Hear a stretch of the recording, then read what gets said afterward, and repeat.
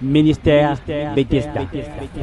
Matthieu chapitre 13, à partir du verset 19, la Bible dit: lorsqu'un homme écoute la parole du royaume et ne la comprend pas, le malin vient et enlève ce qui a été semé dans son cœur. Non, on ne dit pas lorsque vous n'entendez pas, lorsque vous ne comprenez pas. Vous pouvez entendre la parole, mais le problème n'est pas dans le fait de l'entendre, le problème est dans le fait de la comprendre. Il dit que celui qui comprend la parole, c'est celui-là qui porte beaucoup de fruits. Et le rôle de la parole de Dieu, c'est de nous déconnecter de tout ce qui est sensoriel. Parce que les choses de Dieu sont spirituelles. Elles ne sont ni intellectuelles, ni corporelles, ni sensorielles. Elles sont spirituelles. Il est important que vous compreniez ce que vous entendez. Nous prêchons Christ crucifié. Scandale pour les Juifs et folie pour les païens. 1 Corinthiens chapitre 1 verset 23. Vous voyez, non? C'est-à-dire ce en quoi nous croyons humainement, c'est irrationnel.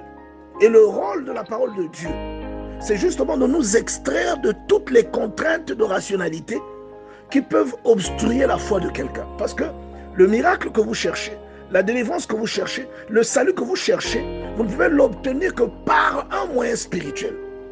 Et le moyen spirituel n'est pas rationnel, humainement parlant. Voilà pourquoi Paul dit: mais l'homme animal ne reçoit pas les choses de l'Esprit de Dieu, car elles sont une folie pour lui, et il ne peut les connaître parce que c'est spirituellement qu'on en juge. Donc les choses de Dieu, tant que vous êtes charnel, vous ne pouvez pas les comprendre. Vous ne pouvez pas les estimer à leur juste valeur. Elles ne peuvent pas porter les fruits ou les effets que vous attendez, tant que vous ne vous détachez pas de tout ce qui est sensoriel. On dit: nous prêchons Christ crucifié. Scandale pour les Juifs et folie pour les païens. Et voyez, je vous ai même dit tout à l'heure, en fait, je suis en train de vous dire dans le livre de Hébreux, au chapitre 11, verset 3, la Bible dit: c'est par la foi que nous reconnaissons que le monde a été formé par la parole de Dieu, en sorte que ce que l'on voit n'a pas été fait des choses qui sont visibles. Donc ce que vous voyez quand vous vous réveillez le matin, ce n'est pas sorti de quelque chose que vous pouvez voir avec vos yeux physiques, vos yeux charnels. C'est-à-dire ce que nous voyons, ce que nous touchons, ce que nous expérimentons physiquement sur la terre est sorti du spirituel. Donc, c'est vous dire que la logique avec laquelle Dieu opère est une logique spirituelle.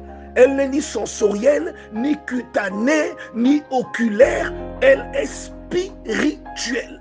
C'est pourquoi lorsque Dieu veut vous parler, alors que vous attendez à entendre une voix audible qui va venir vous dire, ça arrive, hein, mais on parle du processus depuis le départ. Pendant que vous attendez à ce que Dieu vous envoie un signe palpable, il va vous parler dans un songe. Il va vous parler par une suggestion qui monte dans votre cœur. Il est important que vous compreniez ce que vous entendez. L'expression la foi vient de ce que l'on entend, Romains 10, 17. C'est de là que cette expression prend tout son sens. Du fait que ce que vous avez entendu, vous devez le comprendre. On n'a pas besoin d'entendre les oreilles. Ça parle de la compréhension profonde et interne.